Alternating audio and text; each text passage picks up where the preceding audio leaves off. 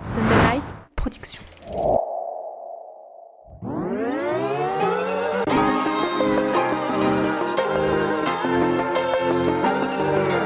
Bienvenue sur le podcast Dans la tête d'un cycliste, l'émission dédiée à tous les passionnés de vélo sous toutes ses formes. Chaque semaine, Arnaud Manzanini part à la rencontre de celles et ceux qui font le cyclisme pour nous inspirer et nous aider à nous améliorer. Je suis avec Dorian Godon aujourd'hui. Bonjour Dorian. Bonjour à tous. Ravi de pouvoir échanger avec toi. La dernière fois qu'on s'est croisés, c'était sur les routes autour de Gironde il y a un peu plus de 3 ans de ça. Mais bon, j'ai toujours suivi bien évidemment ta carrière. Et puis surtout, il y a la carrière effectivement. Et juste avant qu'on ouvre les micros et on en discutait en off, c'est ce qu'il y aura après ta carrière, le métier qui t'attend, on va dire, après ta carrière professionnelle que tu construis de jour en jour. On parlera de ton emploi du temps actuel. Tu viens de l'évoquer juste actuellement. C'est probablement hyper challengeant. Tu es bien occupé entre une carrière professionnelle de cycliste, mais aussi des stages pour un métier qui sera la suite de ta carrière professionnelle. Mais avant toute chose, bienvenue sur le podcast Dans la tête d'un cycliste. Un grand merci pour ton temps. Et puis, là, actuellement, on est au moment où on enregistre. La saison ne s'est pas lancée, même si le tour en Australie va commencer, je crois, semaine prochaine, au moment où on enregistre ce podcast. Déjà, la première chose, comment tu vas en ce début d'année 2024, Dorian ? Super, merci pour tout. Et je me rappelle qu'on s'était vu il y a 3 ans, là, tu étais en repérage de café sur Gironde. Donc, C'est ça, exactement, c'était en j'avais 2020. passé quelques adresses et puis voilà, toujours à Gironde, voilà, pour concilier mes études et puis pour rouler au soleil surtout. Et voilà, je suis tombé amoureux un peu de cette ville et ça reste toujours un bonheur de rouler ici, surtout l'hiver. Les heures comptent pas double comme on va dire à Lyon, des fois avec le gel et la grisaille, Ouais, c'est clairement. quand même c'est quand Clairement, même plus clairement. Qu'est-ce qui t'a amené à Gironde, qui est quand même aujourd'hui Gironde, alors quand tu y es allé, peut-être qu'il n'y avait pas cet enthousiasme encore autour du vélo à Gironde, qui est devenu aujourd'hui la destination de tous les cyclistes en Europe, on va dire, si ce n'est dans le monde. Qu'est-ce qui t'a amené à Gironde, Dorian ? Est-ce que c'est les études ? Est-ce que c'est l'amour ? Est-ce que c'est l'envie du vélo ? Qu'est-ce qui t'a amené là-bas ? Non, c'est vraiment les études, mon école de kiné ECES. Voilà, j'ai fait 2 ans de PACES du coup sur Lyon et il n'y avait pas d'autre alternative pour faire kiné en France, malgré mon statut de sportif de haut niveau. Du coup, je me suis tourné vers l'Espagne et voilà, l'école la plus près de la frontière, c'était à Gérone. Je savais que pour le vélo que c'était une ville assez attractive et c'était entre la mer et la montagne, mais j'en savais pas plus. Et quelques histoires sur les routes d'entraînement de Lance Armstrong, des coureurs un peu américains qui étaient là pour s'entraîner dans les années 2000, mais c'est tout, quoi. Mais voilà, après, petit à petit, il y a toujours eu cet engouement. Une ville, c'est quand même une ville très sportive. Voilà. Maintenant, Gironne, ils sont premiers ou deuxième de Liga. Il y a un club de C'est basket ça. super fort aussi. Enfin, voilà, c'est vraiment tout le monde est assez sportif. C'est une ville vraiment tournée vers la nature et C'est très la chance touristique. de Lyon où fallait mettre 20 kilomètres pour sortir de Lyon et se faire klaxonner tous les 3 minutes. Ouais, c'est clair. Donc c'est une C'est autre vie, clair. quoi. C'est vrai que tu parles de Lyon, on va rebalayer ton parcours, mais tu es originaire à l'âge de 5 ans, tu es descendu sur Lyon, tu es né à Vitry-sur-Seine et tu es descendu sur Lyon à l'âge de 5 ans avec tes parents. Donc Lyon, effectivement, tu connais les routes d'entraînement, hein, très clairement. Et puis Gironde, effectivement, une ville sportive, hein, destination des cyclistes pour la beauté des paysages, la qualité des routes, ne serait-ce que du gravel, mais aussi de l'enrobé, je trouve, moi, pour avoir roulé plusieurs fois là-bas, c'est très smooth, c'est très très agréable de rouler dans cette région-là. Donc on comprend parfaitement, mais une ville également très très touristique, hein. Il y a beaucoup beaucoup de touristes parce que c'est une ville avec beaucoup de monuments anciens, et donc il y a également beaucoup beaucoup de touristes qui sont à Gironde. On va revenir un peu sur ton parcours, Dorian. Donc comme je l'ai dit, hein, tu es né à Vitry-sur-Seine, à l'âge de 5 ans tu descends sur Lyon, mais je le fais systématiquement dans les différents podcasts que j'anime, que ce soit dans la tête d'un cycliste ou Ultra Talk. Moi, ce que j'aime savoir, c'est le parcours et à quel moment le cyclisme, en tout cas pour toi, est arrivé dans ta vie. J'ai bien évidemment construit mon fil conducteur, j'ai travaillé un petit peu sur cet échange, et en fait j'ai eu la surprise de découvrir qu'en fait ta première course tu l'as gagnée. Donc tu étais très jeune, hein, tu avais 6 ans, mais la particularité c'est que tu l'as gagné en VTT. Ouais, bah, j'ai juste appris à faire du vélo assez tôt, peut-être, je sais plus, 2 ans et demi, 3 ans, sur un parking d'un immeuble à Paris. Mes parents, ils habitent dans la banlieue parisienne. On était au 14e étage d'une tour de 16, donc c'était pas non plus.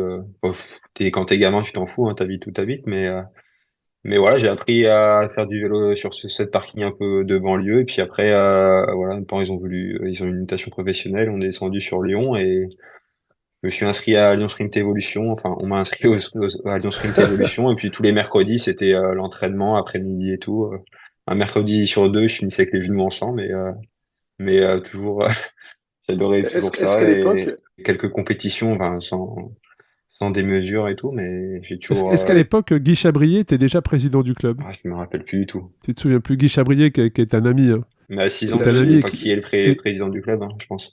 Ouais, non, mais c'est clair, mais c'est vrai qu'il est actuellement président du club et c'est vraiment un ami que j'apprécie et qui m'accompagne dans mes différentes aventures. Donc, et effectivement, ces entraînements du Lyon Sprint Evolution au parc de la Tête d'Or aujourd'hui, donc bah, ça s'invente pas, hein. Quand on a les compétences, les qualités, le palmarès que tu as aujourd'hui, bah, première épreuve, on la gagne. Avec, je dirais, quel que soit le vélo, puisque tu l'as gagné en VTT. Donc, en tout cas, ce que j'ai compris dans ton parcours, c'est que le vélo est arrivé très très tôt dans ta vie, en fait, hein. Tu l'as pratiqué très très tôt, même en tant que licencié. Est-ce que petit, alors, tu étais licencié, mais ma question, c'est est-ce que tu étais passionné par le cyclisme? Est-ce que tu suivais les tours? Est-ce que tu regardais les courses? Est-ce que tu allais au bord des routes parfois? Est-ce que vraiment le cyclisme était vraiment un projet où tu rêvais petit, comme beaucoup, d'être coureur professionnel? Ou pas du tout? C'était juste un loisir pour toi et juste un plaisir? Je sais pas si je rêvais vraiment d'être professionnel, mais je me suis jamais dit que c'était possible d'être professionnel. Je me suis jamais dit que j'allais être professionnel. Mais ce qui est sûr, c'est que j'étais vraiment passionné, qu'on allait voir plusieurs fois le Tour, la caravane. J'avais des posters de pistes, des posters de cyclistes dans ma chambre et tout. Donc voilà, je pouvais Ouais, pas ça vivre sans t'animait. cycliste. Le mercredi, la sortie du mercredi, j'attendais que ça et la petite course le week-end aussi, quoi. Bon, ça c'est vraiment la naissance de la passion. Et puis effectivement, à un moment donné, en 2013, il y a ce changement de club. Donc tu vas rejoindre un club qui est quelques kilomètres à côté, hein, en périphérie lyonnaise. Donc tu passes du Lyon Sprint Evolution effectivement au team de Vaux-en-Velin. Donc là, c'est pour tes débuts en junior. Comment s'est fait ce changement d'équipe? Est-ce que c'était une envie de ta part de rejoindre un club qui est le club de Vaux-en-Velin, c'est vrai qu'il a toujours rayonné au niveau national, mais est-ce que c'était une envie de ta part pour justement les découvrir des courses un peu plus importantes? Est-ce que c'est une personne extérieure qui est venue te voir en te proposant de rejoindre l'équipe? Comment s'est fait cette évolution sur Vaux-en-Velin? Non, c'était un club déjà un peu plus grand. Je pense que j'étais minime 2 au cadet et aussi c'était plus facile aussi pour sortir de Lyon parce qu'à force avec Lyon Sprint, on était pas mal tourné sur la piste, beaucoup le mercredi. Oui, parce que c'est Et vrai j'avais que envie c'est au parc de de la Tête d'Or. liberté Ouais. aussi, d'extérieur. Et à Bonvelin, c'était en 5-6 bornes. On sortait dans le parc de Miribel et c'était plus facile pour les sorties du mercredi. Donc c'est ça aussi qui m'a poussé à changer de club. Bon, en tout cas, c'est vrai qu'à cette occasion-là, on est en 2013-2014, donc tu rejoins le club, donc là tout de suite, ben, tu te fais remarquer par tes résultats. Donc on te dit aujourd'hui plus sprinter, mais tu as quand même voilà, il y a quand même des résultats dans un top 10 de la classique des Alpes, donc on grimpe aussi pas mal. Je grimpe bien. Après, c'est juste qu'au fil des années, j'ai pris quelques kilos aussi de muscles et voilà. Après, quand t'es jusqu'à junior, t'es pas catalogué. Ouais, ouais, il n'y a pas un critère très précis. Tout le monde veut gagner, quel que soit le profil au départ, tout le monde veut gagner, ouais. J'avais fait des résultats sur le Tour du Val-Romy en junior et enfin, on passait par le Mont Colombier, le Grand Colombier et tout, donc.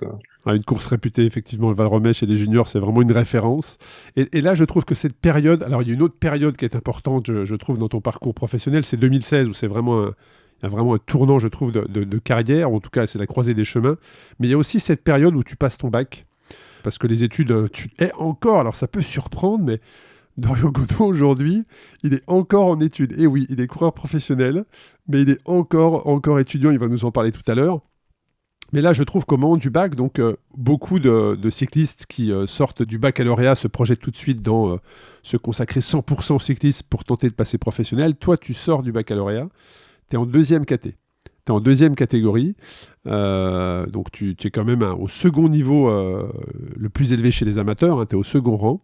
Mais il y a quand même des résultats qui sont là. Ma question, c'est quelle part a le cyclisme dans ta tête à ce moment-là et comment tu te projettes dans une éventuelle carrière, puisque derrière, tu t'orientes dans des études de médecine? Zéro. Zéro, je pensais vraiment pas être cycliste professionnel, et de un, et de deux, Donc ça restait, Dorian, à ce moment-là, un plaisir, Le cyclisme restait un loisir, un plaisir? Je vais parler comme un vieux, mais à notre époque, on va dire, on passait souvent en deuxième catégorie et puis on gagnait trois quatre courses en deuxième catégorie, progressif en espoir 1 et après on montait en première et puis passer pro en espoir 2, c'était déjà assez jeune pour l'époque et tout, donc maintenant les mecs en junior 1 limite ou junior, ils sont déjà approchés, ils signent des contrats, ils ont déjà des vélos et tout, comme chez les pros. Ouais. Moi, je me rappelle, j'avais gagné une Coupe de France en junior, il me semble, c'était devant Madouas et tout, donc voilà, on retrouve toujours un peu les mêmes.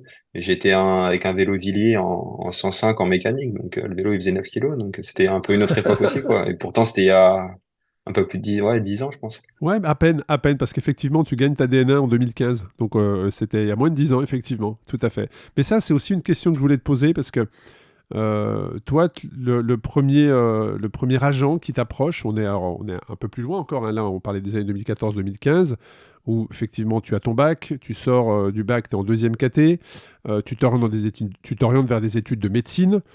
Avant qu'on aille sur le rôle de l'agent, je voulais savoir, quand tu t'orientes dans des études de médecine, Dorian, quel est ton objectif professionnel? Est-ce que tu t'orientes vraiment vers l'envie d'être médecin ou il y a déjà ce job de masseur kiné qui t'attire? Quel est l'objectif quand tu te lances dans des études où on le sait, j'allais dire les premières années, les longues années en tout cas, c'est un engagement vraiment très important, personnel. Non, vraiment, c'était vraiment 100% études de kiné, être kiné, et j'avais pas d'autre objectif en tête, et je me suis consacré pendant, ouais, un an et demi. Et après, j'étais trop loin au niveau du concours, là, au bout d'un an et demi, du coup, et voilà, je me suis penché sur une école en Espagne, et ils prenaient sur les notes du bac, et du coup, j'étais pris comme ça, au bout de 2 ans d'études. Du coup, j'ai dû recommencer un peu depuis le début, mais j'avais quand même des bases de la PACES, avant, c'était anciennement PACES de la première année de médecine, donc au moins, Ouais, c'était cette plus facile à y expérience. repartir, quoi. Ouais, ouais, cette expérience que tu avais acquise. Donc voilà, donc tu as le bac 2014-2015, tu montes en DNA, hein, donc le plus haut niveau amateur français, avec cette victoire, comme tu l'as dit, en manche de Coupe de France. Et puis 2016, c'est vraiment ce qui te fait accéder au professionnalisme. Et dans ce que j'ai lu dans ton parcours, j'ai cru lire qu'à ce moment-là, il y a une personne en 2016. Donc, alors, tu es passé stagiaire les 6 derniers mois de l'année 2016, hein, de ce que j'ai lu. Donc, les 6 premiers mois, tu les fais en amateur. Et il y a une personne que tu classifies comme un agent qui vient te contacter. C'est grâce à cette personne qui te permet d'accéder à ce stage, à ce contrat. Comment ça se passe à ce moment-là? Comment ça s'est fait? Ça, c'est un agent, un ami, et voilà que après ma deuxième année espoir, donc j'ai fait vraiment des bons résultats et tout, et il savait qu'avec mes études de médecine, j'avais commencé le vélo après plutôt au 1er janvier, quoi. J'avais commencé la saison comme si là je reprenais le vélo en ce moment, et puis après ça m'a fait une bonne coupure, mais bon, j'étais assis sur une chaise toute la journée en train de travailler avant, donc c'était pas du tout pareil, mais j'avais plein d'énergie à revendre du coup. Et voilà, jusqu'au mois d'avril, j'étais pas sorti du top 10, il me semble, en amateur, et il m'a tout de suite repéré. On a eu un rendez-vous ensemble, et il m'a dit je peux essayer de t'avoir un stage, et puis si ça t'intéresse et tout, voilà, je suis en contact avec Cofidis et je peux avoir un stage avec Cofidis. Donc voilà, stagiaire, c'est à partir, normalement, c'est à partir du 1er août. Donc c'est vraiment les dernières courses de l'année, 2, 3 mois, hein, pas plus. Et voilà, donc suite à mes résultats, j'ai réussi à avoir un stage avec Cofidis, et c'est comme dans un job normal, c'est la période d'essai en gros, et si t'es performant ou si t'es adapté au groupe, voilà, c'était un peu tout nouveau pour moi. Moi, je manquais pas mal d'expérience aussi. Bah, bien sûr, c'est normal, tu J'étais découvres. pas comme au centre de formation à Chambéry où on faisait des bordures ou des choses comme ça et tout. Voilà, voilà, j'avais quand même une grosse marge de progression sur pas mal de trucs, et c'était plus un loisir. Bah, c'est normal en même temps, hein. Et tu l'as dit, c'est comme quand tu arrives dans une entreprise, hein. Comme tu arrives dans une entreprise, bah, tu découvres, hein, tu apprends. Il y a aussi, l'année 2016 est importante parce que certes, il y a ce stage que tu décroches, c'est Cofidis qui derrière va t'amener au professionnalisme. Mais il y a aussi ta sélection en équipe de France Espoir, de porter le maillot national. Ça aussi, c'est quelque chose que tu as découvert cette année-là. Quelles ont été les sensations? Comment tu l'as vécu ça? Ouais, c'est ça, c'était une grande fierté. Je me rappelle, on avait fait un stage dans la Maurienne, et puis après, le week-end d'après, on est allé en Italie, et j'avais fait deuxième, c'était une espèce, comme une Coupe du Monde, il me semblait. Et j'avais fait deuxième, du coup, ça avait un peu enfoncé le clou pour marquer les esprits pour avoir un contrat pour l'année d'après. Donc alors tu rentres effectivement en stagiaire, comme tu l'as dit, les contrats commencent le 1er août, hein, donc tu fais les 6 mois de l'année sur les épreuves de fin de saison.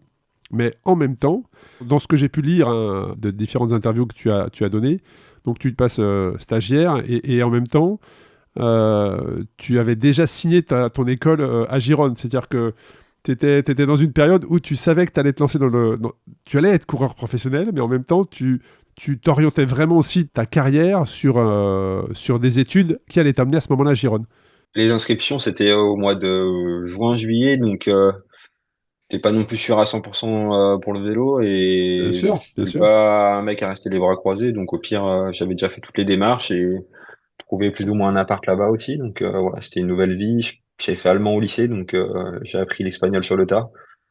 Et en plus, au fil des années, c'est catalan, donc c'est un peu rien à voir, mais voilà, j'ai su m'adapter. Et c'est vrai que la première année, c'était une belle galère, mais petit à petit, t'apprends à te connaître dans un nouveau pays aussi, de nouvelles personnes, et Ouais, complètement nouveau l'année pays. vie en autonomie aussi, un petit coup de pied au cul pour être un peu loin de la famille aussi. Donc voilà, mais ça m'a fait du bien. Au final, voilà, 6-7 ans après, je suis encore là, donc c'est que c'était le bon choix.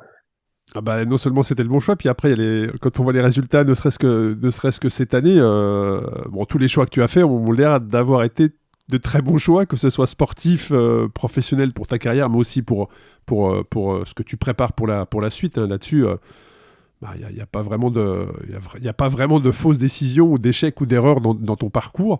Mais ma question, c'est quand on rentre en première année vraiment sous contrat pro, mais en même temps, on fait des études, on se lance dans des études de kiné. Est-ce qu'on est un peu un extraterrestre dans son équipe ou est-ce qu'il y a d'autres coureurs comme ça qui font des études Alors, il y a de faire des études, mais il y a aussi, et tu vas nous en parler, parce qu'actuellement, tu as des horaires de stage qui te sont imposés pour valider ton cursus.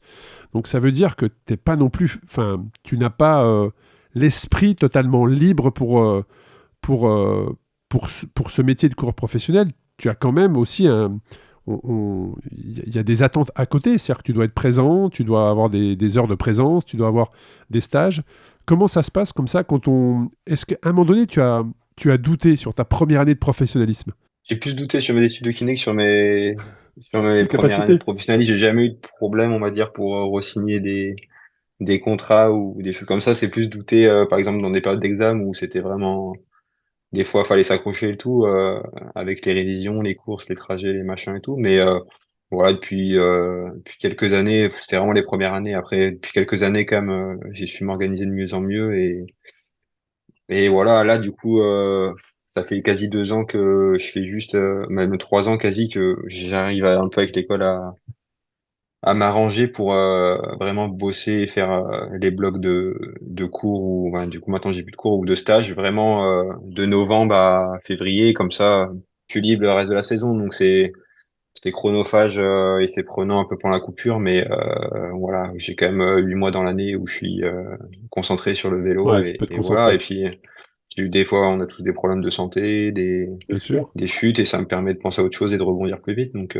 je suis un peu hyperactif aussi, donc ça me correspond. Bon, c'est vrai que ce que tu dis est très, très intéressant, parce que juste avant d'ouvrir les micros, Dorian me disait que les études dans lesquelles il est, c'est 8 ans. C'est 8 ans, Non, donc c'est c'est vrai 7 ans, que ouais, c'est c'est 4 7 ans ans, ouais. normalement, mais pour moi, c'est 8 ans, quoi. Ouais, parce que tu doubles. Normalement, c'est 4 ans, mais Effectivement, voilà, l'école le parcours s'ajuste. l'école adapte un peu. J'ai pu prendre les matières un peu à la carte aussi. Enfin, C'est bien. Ouais, l'école est non, non, vraiment c'est top. compréhensif et voilà. Exactement. Donc on revient tout petit peu en arrière, 2017-2018, donc les années Cofidis. Tu découvres le métier, hein, tout en, j'allais dire, tu te laisses pas faire parce qu'il y a des victoires qui sont au rendez-vous. Et puis après, il y a le passage chez l'équipe dans laquelle tu es actuellement, hein, qui était à l'époque AG2R La Mondiale, maintenant qui est où Decathlon apporte le naming également pour une durée de 5 ans, on en parlera. Mais là, tu découvres vraiment le World Tour avec un enchaînement en 2019 juste extraordinaire. Hein, le Het Newsblad, le Tirreno Adriatico, Milan-San Remo, le Grand Prix E3, le Tour des Flandres, Paris-Roubaix, donc c'est des monuments. Comment tu vis cette période, Dorian, en tant que nouvel équipier chez AG2R, mais déjà expérimenté de plusieurs années de professionnalisme? Comment tu vis ces moments-là dans l'équipe de Vincent Lavenu? Là, bah, c'était vraiment mon équipe de cœur, voilà, l'équipe de la région. J'étais le régional quand même. Enfin, Exactement. j'ai beaucoup couru en région Rhône-Alpes, donc c'était vraiment mon équipe de cœur. Donc c'était un peu, pour le coup, un petit rêve de rejoindre cette maison. Et voilà, après, m'a plus catalogué au début comme un coureur de classique et il manquait un peu quelquefois, enfin, d'expérience énormément. Je connaissais pas du tout les routes en Belgique et tout. Enfin, c'est vraiment droite, gauche. Et au fil des courses, je commence à comprendre comment ça fonctionnait, mais il faut connaître vraiment par cœur les recos. Ils sont hyper importantes et tout. Et voilà. Et puis après, j'avais quand même que 22 ans, 23 ans encore. J'étais encore jeune. Donc, il manquait, c'était pas comme, maintenant, les mecs en junior, ils font déjà 20 000 km, donc ils avaient la caisse. Et en junior, j'avais fait, je sais pas, 14 000 ou j'en sais rien. Enfin, et je partais pas en stage au mois de décembre en junior ou même en espoir. Voilà, j'ai progressé petit à petit à mon rythme et voilà, normalement, j'espère atteindre ma maturité pour mes prochaines années et de réaliser encore de belles performances avec l'équipe. Et quand on roule ces monuments et quand on fait du vélo, on a pris sa première licence à 5 ans et qu'on se retrouve au départ du Tour des Flandres de Paris-Roubaix, Milan-San Remo, quand tu étais notamment sur ces premières années-là, est-ce que tu t'es laissé Je pense que la réponse est non, parce que tu m'as l'air d'avoir la tête bien sur les épaules et les émotions sont pas forcément... en tout cas, tu te laisses pas perturber par ça, mais est-ce que ton rôle était très précis au moment du départ de ces monuments ou est-ce que c'était juste de la prise d'expérience pour toi? Quelle était la consigne qui était la tienne sur ces monuments-là la première fois que tu les roulais? Non, non, c'était vraiment bien précis, hein. On n'est pas là pour faire de la figuration, même si c'est la première fois qu'on participe à un monument. Ouais, à l'époque, il y avait Oliver, il marchait vraiment fort et tout ces années-là. Et du coup, on avait vraiment des grandes attentes avec lui. Donc à Milan-San Remo, il a fait deuxième, il me semble. Donc voilà, c'était typiquement un placement au pied du Poggio, des choses comme ça, des trails un peu dans l'ombre qu'on voit pas bouffer du vent. Mais avant le Poggio, ouais, ça frotte. Quand tu frottes à côté des Peter Sagan, des mecs comme ça et tout, voilà, ça frottait bien. Donc voilà, ce genre de choses. Et puis non, autour des Flandres, c'était magique. Même Paris-Roubaix, ouah, je me rappelle, mais comme c'était hier, j'avais fait 50 bandes tout seul dans la pampa, j'avais lâché à Canfin-Pédel et il restait, ouais, 50, j'ai dû faire 40 bandes dans la pampa tout seul avant qu'un groupe me retrouve. Enfin, ça sprint je dois finir vers la 50e place et ça sprint pour la 50e place sur le Vélodrome. Et ouais, c'est de la folie, tout le monde se finit sur ces genres de courses et puis le public, l'ambiance qu'il y a, c'est exceptionnel. Sur tous les monuments que tu as pu courir, hein, la plus belle, le monument pour toi de toutes ces belles courses qui t'impressionne le plus, qui te donne le plus d'émotion, c'est quel monument? Je pense Roubaix ou le Tour des Flandres, mais en tant que Français, Roubaix du coup. Le Ah Tour ouais, des Flandres, ouais, c'est quand c'est même sûr. plus pour mon profil, mais Roubaix, c'était quand même fou. Ouais, très clairement, probablement. Donc en tout cas, voilà, tu arrives chez l'équipe de Vincent Lavenu qui portait le nom AG2R La Mondiale en 2019 et tout de suite, tu es plongé dans le World Tour. Est-ce qu'il y a une vraie différence, même quand on est professionnel avec les aptitudes que tu peux avoir, Dorian, est-ce qu'il y a une vraie différence entre une course professionnelle, je dirais classique, et les monuments? Est-ce qu'il y a une vraie différence de tension dans les coureurs, de tension dans le peloton, de tension parce qu'il faut obtenir un résultat? Comment ça se vit dans le peloton, ces courses-là? Bah, c'est plus en général, par exemple, le début des Flandriennes, il y a toujours le week-end d'ouverture, Omloop, Omloop, Etnousblad et Kuurne. Et là, ce premier week-end, la tension, elle est folle, tout le monde est frais, tout le monde a fini soit un stage d'altitude, soit. Mais là, vraiment, ce week-end, ouah. Ouais, faut être nerveusement, faut être Faut être prêt. nerveusement, c'est coûteux et mentalement, ça chute beaucoup aussi. Donc voilà. Et après, ça s'estompe un peu au fil des courses un peu, mais il y a toujours on connaît les routes en Belgique, c'est droite-gauche, les routes, c'est des plaques en béton souvent, donc Ouais, il y a c'est du ça. vent, il y a de la pluie.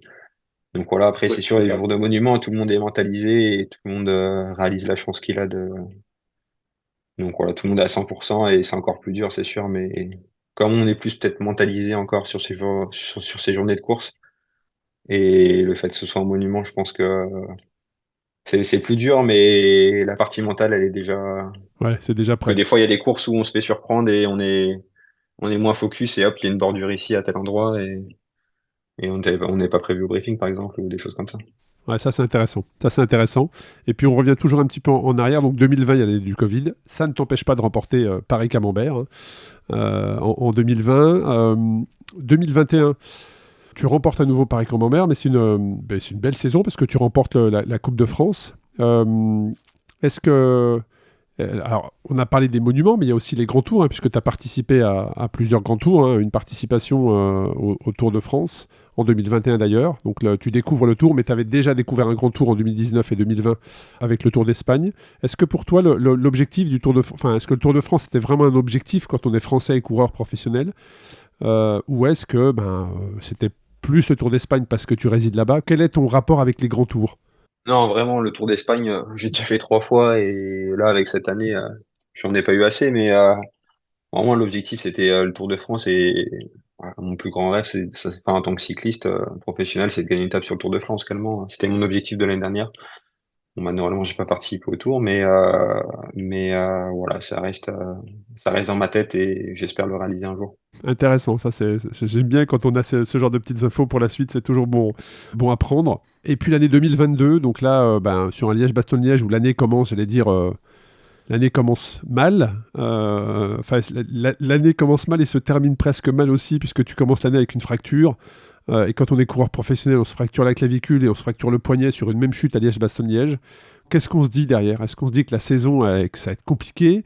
Ou est-ce qu'on sait qu'aujourd'hui, avec toute la tension qui est portée auprès des coureurs pros, c'est une histoire de quelques semaines et tout va se rétablir?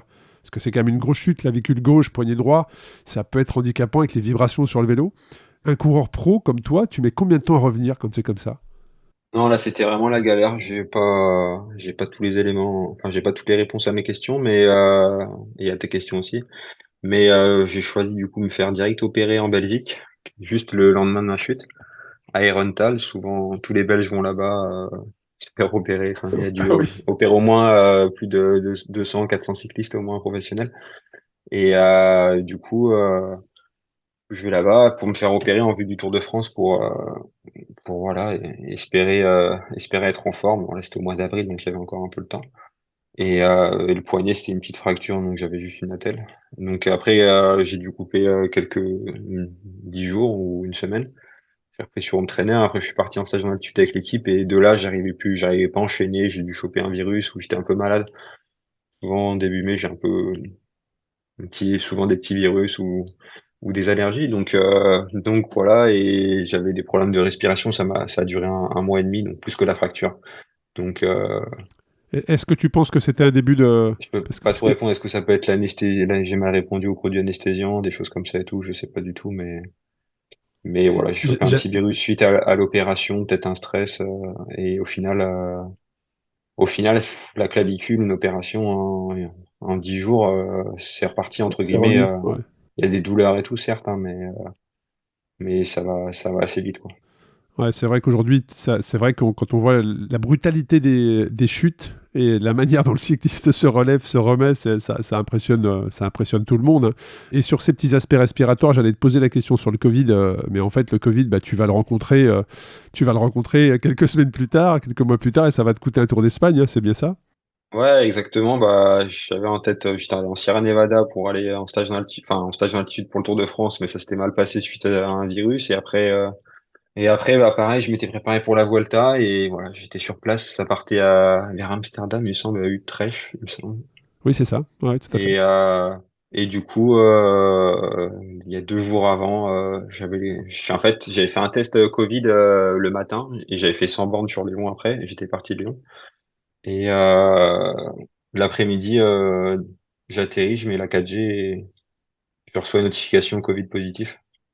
Donc, le lendemain, j'ai repris un avion dans l'autre sens et puis pas de Volta, quoi. Donc, c'était un peu dur. Aller-retour. Cette saison était un peu Ouais, Ouais, dure. ça doit être dur. Ouais, la saison 2022 elle avait l'air, sur le papier en tout cas, la saison 2022 n'a pas l'air aussi fluide que les autres.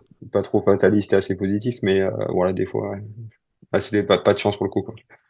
Bon, en tout cas, tu vas bien te rattraper parce que 2023, c'est là où alors j'allais dire explose au niveau international, je ne sais pas si on peut dire ça, mais en tout cas, c'est tes premières victoires en dehors du territoire national et notamment une victoire à la Flèche Barbanson. Moi, j'avais suivi cette épreuve, hein, j'étais derrière mon écran et tu l'avais remporté, c'était impressionnant et devant celui qui va être la révélation des semaines d'après, hein, Ben Illy, puisque moi, très clairement, je suis quand même un peu le cyclisme, mais j'avais jamais entendu parler de lui avant ton échappée avec lui, justement, où tu le bats au sprint. Et derrière, il explose aux yeux du grand public, très clairement, avec une saison 2023 impressionnante. Quand tu es échappé avec lui, est-ce que tu connais ce coureur qui est chez Education First? Est-ce que tu sais que c'est un grand coureur? Est-ce qu'il a déjà eu des résultats? Comment ça se passe? Ouais, je suis pas mal les résultats. Et j'avais vu quelques semaines avant, il me semble qu'il avait gagné peut-être une course en Italie ou, enfin bref, il marchait vraiment bien en ce moment. Et puis pendant la course, je voyais qu'il nous lâchait des fois, il prenait 15 secondes comme ça, il restait 70 bornes, 15 secondes et tout. Donc il était impressionnant. Donc ouais, je le connaissais déjà avant et je savais qu'il était aussi fort en chrono, donc fallait pas le laisser partir tout seul. Alors, et c'est en plus, tu lances ton sprint, enfin, il est dans ta roue, hein. De mémoire, tu lances ton sprint en étant devant, alors qu'on dit habituellement un sprint à deux, bah, il vaut mieux justement être celui qui est un petit peu derrière. Toi, tu lances ton sprint en étant devant, c'est ça? Sans te poser de questions, vraiment. Je préfère être devant et être maître de mon sprint et pas subir. Et voilà. Puis après, je travaille beaucoup le sprint à l'entraînement aussi, donc les sprints en petit comité, Tu j'aime maîtrises. bien et j'avais vraiment la rage de gagner. Est-ce que tu es data? Est-ce que tu es data, Dorian? Est-ce que tu suis les data à la puissance? Parce que quand je vois le sprint, j'ai envie de te poser la question, est-ce que tu sais combien tu as développé de watts sur ce sprint-là, où on voit effectivement la rage que tu dégages, hein. Tu dis que tu avais la rage, mais à l'écran, ça se voit. Je sais plus, peut-être 1000, je sais plus, non, je vais dire une bêtise. Mais je travaille beaucoup avec les watts, mais des fois c'est Pas pas précis. prise de tête, mais des fois c'est un peu, ça dépend des périodes en gros. Non, je travaille tous les jours avec les watts, maintenant on peut plus s'en passer et tout, hein, mais en course, non. Si j'ai pas de 14 puissance, la course c'est la course et voilà, c'est plus tactique et avoir les yeux sur le compteur, ça sert à rien, quoi. Ça allait être ma question, parce que tu as data effectivement travaillé ton plan d'entraînement avec les watts, ça, il n'y a pas de problème, mais tu as des personnes qui ne peuvent pas s'empêcher d'avoir le nez sur le compteur pour justement voir les watts, ce genre de choses. Toi, tu suis les watts pour ton plan d'entraînement. Mais par contre, tu n'es pas un fan de data, à avoir toujours le nez sur ton compteur, à savoir vraiment. Enfin, notamment, tu vois, tu serais un fan de data. Tu aurais dû pouvoir me répondre très précisément sur les watts que Ouais, tu avais peut-être 20 dégagés sur le secondes, 1000, sprint. 1200, 1150 watts, 1200 watts, un truc comme ça, mais au watt près, non, je sais pas exactement. Et j'avais pas de capteur de puissance ce jour-là, je pense. Donc, ouais, si, je sais plus, je vais pas dire de bêtises, mais Bon, en tout cas, c'est voilà. vrai que, mais j'aime bien analyser par contre et tout. J'aime bien analyser en course et tout. On a grimpé Extrava, on peut regarder pas mal de trucs, mais et puis avec des bosses de référence aussi à l'entraînement, mais sinon, Ouais, voilà, ça reste. L'après-course aussi reste aussi un peu switcher et penser à autre chose que le vélo et sur ouais, une c'est course à étapes important. par exemple et faire autre chose, quoi. Bon, en tout cas, effectivement, tu lances ton année 2023 avec la victoire à la Flèche Barbranson. Tu es le cinquième Français à gagner. Donc, tu gagnes devant Benili, qui derrière, justement, bah. Enfin, je veux dire, enfin, si tu suis un peu le vélo, tu pouvais. Tout le monde a vu l'explosion de Ben Illy au niveau international cette année. Et puis l'année 23 se déroule, mais tu termines effectivement, tu termines par une victoire sur le Tour de Vénétie avec. Alors, par contre, tu parlais de rage au sprint.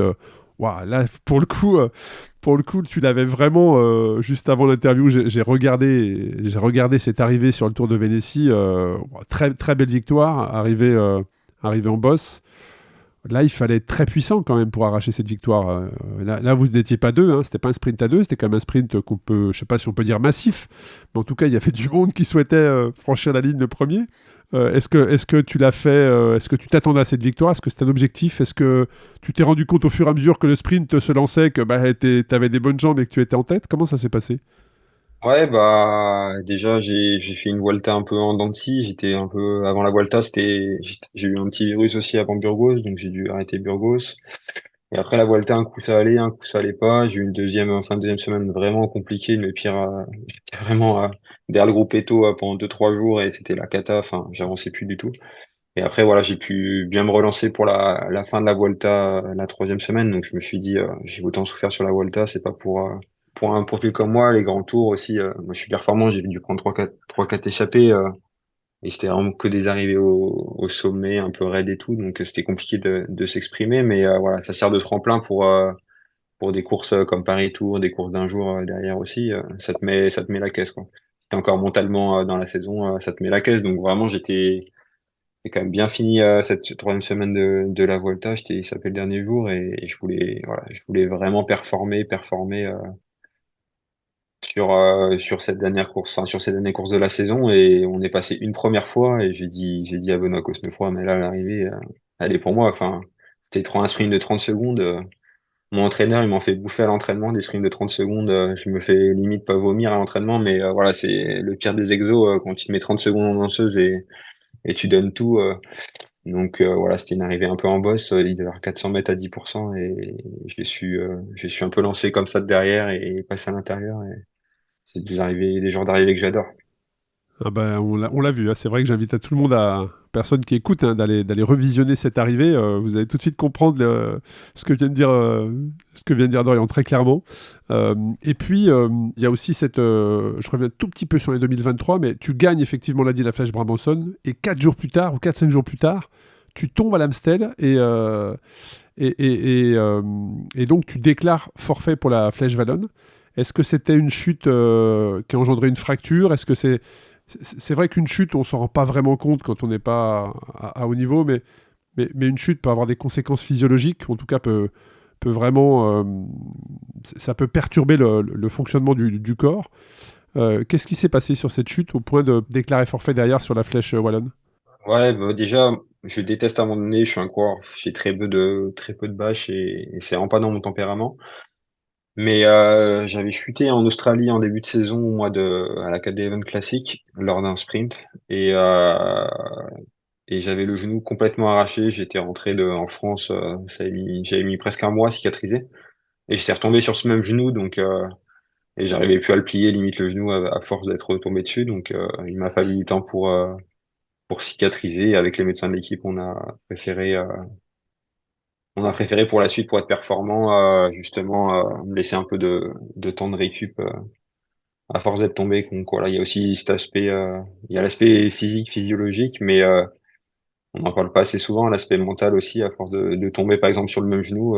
J'ai pas envie de finir avec plus de peau sur le genou et arrêter mon métier, ma passion, juste Ouais, pour une clairement. course, quoi. Au final, je suis pas une course près et voilà, il y en aura d'autres. Ouais, clairement, clairement. Et c'est vrai qu'on parlait tout à l'heure, tu parlais du Tour d'Espagne. Là, on a balayé, hein, les débuts de ta carrière cycliste, ta vision du cyclisme. Euh, et donc, tu as participé une fois au Tour de France, 3 fois au Tour d'Espagne. Est-ce que le Tour d'Italie, c'est un tour auquel tu souhaites participer un jour? Est-ce que les routes italiennes... Enfin, il y a vraiment des spécificités, je pense, dans chaque tour, hein, le Tour d'Espagne, le Tour d'Italie et le Tour de France. Qu'est-ce qui fait qu'aujourd'hui, il n'y a pas de Tour d'Italie dans ton palmarès? Est-ce que c'est une question de stratégie? Est-ce que c'est une question de physionomie? Euh, Quel rapport tu as avec les grands tours et notamment le Tour d'Italie auquel tu n'as pas participé? Mais est-ce que c'est un choix? Est-ce que ça se fera dans le temps? Ouais, déjà, j'adore les grands tours. Je vois pas ma saison sans grands tours, clairement. Ça me fait progresser et c'est vraiment un cheminement que j'adore. 3 semaines, le public, là, c'est un peu la fête et tout au bord des routes et c'est vraiment, ouais, je marche quand même pas mal sur la fatigue aussi. Je récupère plutôt bien, donc voilà. Et puis ça fait passer un cap. Je le vois déjà à l'entraînement après une Vuelta en fin de Volume, ouais. saison. Là, la reprise, elle est quand même beaucoup plus facile. Et voilà, non, pourquoi le Tour d'Italie? Après, c'est en concertation aussi avec les DS, mais c'est vraiment un des grands tours qui me fait le plus rêver au niveau ouais, difficulté. Et voilà, les routes italiennes, j'adore, ça serpente pas mal, c'est pas beaucoup de lignes droites, c'est assez sinueux, j'aime bien aussi quand il pleut, donc voilà, l'avenir, ça serait une course intéressante à faire, c'est sûr. Et entre professionnels, ou ton avis à toi de coureur professionnel, le tour aujourd'hui le plus difficile, alors le Tour de France reste la référence pour beaucoup, mais dans le peloton, qu'est-ce qui se dit? C'est quoi? C'est le Tour d'Italie le plus difficile avec des routes, effectivement, le Tour d'Italie est très spectaculaire, hein. À suivre, c'est très spectaculaire, mais à suivre et être sur le vélo, c'est aussi différent. Alors 3 semaines à bloc, je pense que c'est dur, quel que soit le tour, hein, très clairement, mais dans le peloton, qu'est-ce qui se dit? Ce qui se dit, c'est que le Tour d'Italie, du coup, c'est peut-être le plus physique. Le Tour de France, c'est mentalement le plus impliquant et le plus difficile aussi. Et où il y a le plus de niveau. Et le Tour d'Espagne, c'est un peu les vacances. Mais cette année, c'était pas trop les vacances parce que il y avait des sacrés loustiques et c'était pas un cadeau non plus. Donc Ah bah oui, c'est sûr que maintenant un quand tu peu joues la gagne, avec ça peut, les ouais. nouveaux coureurs, enfin les leaders Katakasseto et puis pour essayer de gagner, on est obligé de partir ouais, aussi à 80 à 70 bornes de l'arrivée pour un peu devancer les stratégies des leaders. C'est un peu, il y a plus de règles maintenant, il y a plus de règles. C'est à bloc, toutes les courses sont un peu comme à bloc. Ouais, c'est vrai que alors ça, tu vois, c'est intéressant, c'est depuis qu'effectivement que certains médias diffusent les épreuves en direct du départ. en fait, on s'est rendu compte que avant que les échappées sortent, et ce qui était habituellement la prise d'antenne, ou quand il y avait une prise d'antenne, les échappées étaient déjà faites, et on ne voyait pas ce qui se passait avant. En fait, c'est la guerre dès le premier kilomètre, quoi. Non, mais des fois, là, autour d'Espagne, c'était tellement dur. Ils sont retrouvés, il y avait peut-être 10 mecs devant dans l'échappée, plus après 15 mecs du peloton, et c'était 15 leaders. Et ça avait explosé de partout. Et il restait 100 bornes, on avait fait 70 km, donc ouais. Mais des fois, ouais, c'est bien plus dur, les départs de course, c'est bien plus dur, surtout si tu as eu 4000 mètres de niveau la veille, il faut un peu remettre en route. Un peu, des fois, ouais, c'est un peu dur de remettre en route, il faut une petite demi-heure, on va dire, pour Ouais. faire passer le mal de jambes, mais après ça va mieux. Mais ouais, les départs de course, c'est quelque chose, hein. Et puis, si on continue dans le cheminement, dans ton parcours, donc là, on a fait 2023. On arrive sur 2024 et là il y a un acteur qui arrive et qui vient renforcer l'équipe avec son naming, qui est le groupe Decathlon, et notamment avec la marque Van Rissel et les fabuleux vélos qui font d'ailleurs un carton à la vente. Les vélos Van Rissel, alors moi j'ai un lien un peu particulier avec Van Rissel parce que c'est notre partenaire sur les différentes race cross France et Paris que j'organise, et j'ai la chance de pouvoir très bien connaître Nicolas Pierron, que je félicite au passage pour tout ce qu'il a réussi à construire avec la marque Van Rissel. Mais quand on est coureur comme ça et qu'il y a un changement de matériel, est-ce qu'on est comme un enfant qui attend son cadeau de Noël avec son nouveau matos, ses nouvelles tenues? Comment ça se passe comme ça quand c'est la même équipe, mais il y a quand même un changement de matos, un changement de maillot, même si c'est Rosti toujours qui fait le textile, mais il y a des nouvelles couleurs. Est-ce qu'on est excité comme un enfant? Est-ce que c'est une continuité? Comment est-ce que tu as vécu cet hiver 2023-2024? Ouais, c'est ça, c'est tout nouveau. Ils nous ont proposé, ouais, vraiment, ils nous ont présenté les vélos, un projet vraiment alléchant. Et puis, quand on voit les vélos, on a juste envie de monter dessus et essayer. Et voilà, enfin, les vélos sont super et on se fait vraiment plaisir à l'entraînement. Donc voilà. Ben, pour l'instant, les tenues, je les reçois la semaine prochaine aussi au stage. Donc dès mardi, pour l'instant, je roule encore avec les anciennes, mais voilà, on va tout recevoir, le pactage Pour la saison? pour mardi prochain, pour la saison, dès mardi. Donc voilà, j'ai hâte de les mettre, hâte de rouler avec mes nouvelles couleurs. Et puis là, ouais, c'est clair, après 3 ans avec le même maillot, en tant que coureur, il y a une sorte de lassitude et tout, donc ça fait du bien. C'est comme un nouveau jouet et des nouvelles. Ouais, Comme si clairement, c'était une surtout nouvelle ce que je équipe, un trouve. peu un nouveau Exactement. dynamisme, donc c'est un vent de fraîcheur et ça fait que du bien. Exactement, et c'est vrai qu'on est dans cette période où il y a les maillots qui sortent, et là cette semaine, au moment où on enregistre l'épisode, cette semaine il y a Education First qui quand même, en termes de nouveautés, d'impact, de tendance, a sorti ses maillots de l'année. Est-ce que vous, dans le peloton, vous regardez un petit peu les équipes aussi, comment elles vont être équipées? Est-ce qu'il y a un changement de matériel? Comme on peut regarder une fiche d'un coureur sur ses résultats, est-ce que vous regardez ce qui se passe dans les autres équipes? Bien sûr, de plus en plus on regarde la performance, les nouvelles roues, les nouvelles technologies, les casques, les petits, ouais, marginal gains. De plus en Exactement. plus on s'intéresse à ça, puis aussi au design, voilà, une équipe comme EF, c'est sûr que chaque année tous les suiveurs ont hâte de voir le nouveau maillot, le nouveau design et tout, assez loufoque, et ça plaît, et les gens, c'est ce qu'ils recherchent, donc voilà, ils ont raison. Et en tant que coureur pro d'Orient, quelle équipe, toi, alors même si l'équipe dans laquelle tu es est ton équipe de cœur, tu l'as dit, mais quelle équipe t'impressionne? Alors je parle pas de coureur là, hein. Je parle vraiment de team, d'organisation, de ce que tu peux voir en tant que professionnel et de par ton expérience et ton parcours. Quelle équipe est vraiment pour toi une référence dans le monde du cyclisme professionnel aujourd'hui? Ça va être une réponse bateau, la Jumbo, clairement, avec les moyens là, les moyens financiers et puis logistiques, leur organisation qu'ils ont en place, ils ont X nutritionnistes et tout, tous les coureurs sont compagnie nickel pour la nutrition, dans plein de domaines, et voilà, après, c'est souvent l'argent le nerf de la guerre, mais après Bien il faut sûr, bien surtout sûr. démotiver une équipe bien structurée, et puis des gens qui avancent ensemble avec la même motivation de victoire. Ouais, tu as raison, hein, c'est financier. C'est vrai que les idées, c'est pas que les Français ne les ont pas, c'est que les moyens sont tout simplement pas les mêmes, hein. Je pense qu'avec les mêmes moyens, il y a beaucoup d'équipes qui auraient les mêmes modèles, mais c'est vrai qu'ils sont quand même leaders. Tu parlais des gains marginaux notamment, c'est très très très poussé de leur côté. Et en tant que coureur, quels sont les coureurs qui t'impressionnent? Pareil, enfin, les Pogacar, la régularité qu'il a, sur toutes les courses toute l'année. Lui, vraiment, il joue au vélo et ça fait vraiment du bien au vélo. Il se fait plaisir, hein. Enfin, il se fait super mal à la gueule comme nous tous, hein, mais c'est juste qu'il y a quelques watts en plus, enfin beaucoup de watts en plus, mais voilà. Mais ce que tu veux dire, c'est qu'il se prend pas au sérieux dans le peloton, quoi. C'est ça que tu veux dire? Ouais, il se prend pas au sérieux, il est super cool et tout, et voilà, zéro stress quoi, t'as l'impression, mais je pense que quand même intérieurement, il y a quand même un Ouais. peu de pression et du travail, il y a beaucoup de travail derrière et tout, donc voilà, c'est juste qu'il a des capacités hors normes. Et un Wout van Aert et un Mathieu Van Der Poel, c'est des coureurs que tu côtoies, que tu observes. Quel Si, bien regard sûr, tu as ouais, sur ces Wout, coureurs-là? là, quand il avait gagné moi, j'étais dans un sale jour, mais quand il avait gagné au Mont Ventoux, par exemple, ouais, c'était impressionnant, quoi. J'en revenais pas, j'avais fini 30 minutes derrière et tout, il était impressionnant. On sait qu'il grimpe super bien, mais là, le tour qu'il avait fait en montagne, c'était wow, impressionnant. Et je crois que c'est ce tour-là, je crois, il gagne sur le plat, il gagne en montagne, enfin, il gagne le Ventoux, puis il gagne au Ouais, sprint. ouais, il a gagné Enfin, il avait 3 fait au une sprint aux saison Champs-Élysées et incroyable. tout, ouais, c'est ça. Incroyable.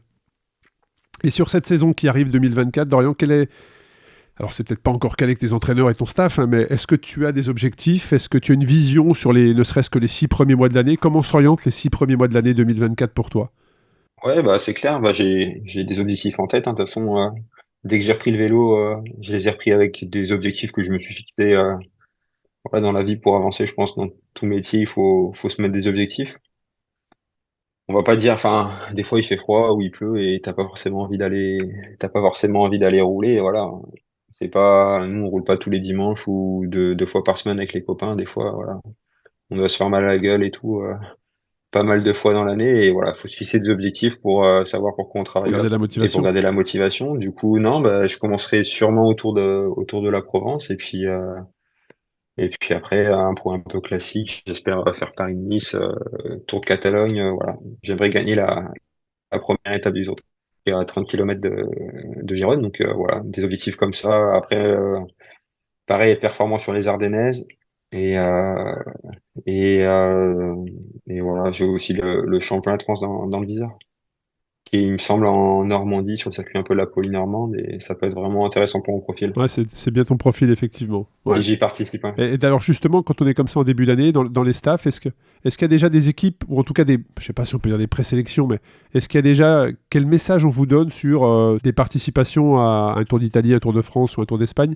Est-ce qu'il y a déjà des équipes qui se mettent en place pour les différents tours, avec bien évidemment derrière, je sais pas si on peut dire des remplaçants ou des incertitudes, mais est-ce qu'il y a déjà comme ça des groupes qui se dégagent pour des participations? Je pense qu'ils font le programme des leaders un peu d'abord. Et après, petit à petit, en fonction des profils et des courses, ils greffent des coureurs à leur programme, on va dire, plus ou moins. Après, moi, je suis un peu entre les deux. Je suis leader Ouais. sur quand même quelques courses. Et équipier, par exemple, sur un Dauphiné, voilà, bon, je peux essayer d'aller chercher le meilleur résultat par une échappée et tout, s'il y a des ouvertures, mais fait que je serais équipier, par exemple, pour un Ben O'Connor ou des choses comme ou des coureurs, des grimpeurs, quoi. Comme je pense qu'il y a au moins 15-20 000 mètres dénivelé dans la semaine. Donc après, ils sont à l'écoute et généralement, ils te proposent un programme et tu valides un peu avec eux en réunion là au mois de décembre. Et puis, C'est quoi? C'est une visibilité à 3 mois? il y a des courses. C'est une visibilité quasi à l'année. Enfin, au moins jusqu'à après ouais, quasi à l'année, Jusqu'au ouais. tour, Plus ou moins, après, juillet, c'est ouais. adaptable, mais ouais, jusqu'au tour. Après, il y a plein de courses encore sur sélection, des Paris-Nice, des Dauphinés, toutes les grosses courses un peu sur sélection et le Tour évidemment. Des fois les sélections on le sait 3 jours avant, hein. Donc euh, donc voilà.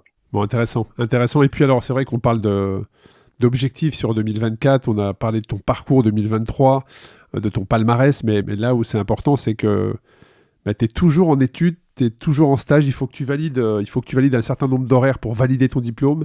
Parle-nous de comment tu équilibres aujourd'hui ta vie pro, ta vie perso, ta vie sportive, comment tu jongles avec tout ça en fait. Bah là ça touche bientôt à sa fin du coup. Il me reste presque normalement en février prochain je serai diplômé. Donc il me reste encore bah là l'année dernière j'ai passé mon mémoire. Je suis présenté après le Dauphiné. Voilà, maintenant je suis encore en stage. C'est vraiment j'ai pu un peu faire à la carte quelques matières. Il me reste vraiment que des stages donc je dois être dans un centre de kiné ou à l'hôpital en fonction des stages que j'ai à faire. Donc, si c'est avec les enfants en pédiatrie ou avec des personnes âgées ou avec des sportifs, peu importe. Voilà, on doit valider certains domaines et faire des heures de stage en fonction de ces domaines. Et du coup, là, en ce moment, ouais, je fais 14h, 20h, et là, après ça, je suis un peu ralenti à faire 16h, 20h, 15h, ou 15h, 20h, jusqu'au début de la saison. Et puis, voilà, avec mon entraîneur, on s'adapte pas mal. Et en décembre, il y avait quand même 2 semaines de vacances. Là, on repart en stage avec l'équipe. C'est des bons blocs de 10 jours. Donc, j'ai quand même des bons blocs d'entraînement. Et après, les semaines où je suis un peu en stage, je décharge un peu. Donc, je fais des gros blocs des semaines à presque à 25 heures, 30 heures. Et la semaine d'après, 15, 20 heures. Ou voilà. Donc, j'arrive à m'organiser et avec l'expérience que j'ai. C'est sûr, je Ouais, débranche pas trop et je rate quelques siestes, quoi. Mais en se couchant tôt le soir. Et voilà. Puis après, je serai opérationnel pour la saison. De février. Il me restera quelques heures de stage pour l'année prochaine, mais voilà, c'est quand même, ce serait une fierté de finir, de faire des études. C'est pas à distance, hein. Faut le présentiel et C'est pour ça que je l'apprentissage. voulais mettre en avant cette partie. C'est parce qu'effectivement, c'est pas du distanciel, c'est vraiment de la présence et des heures de stage pour valider un diplôme.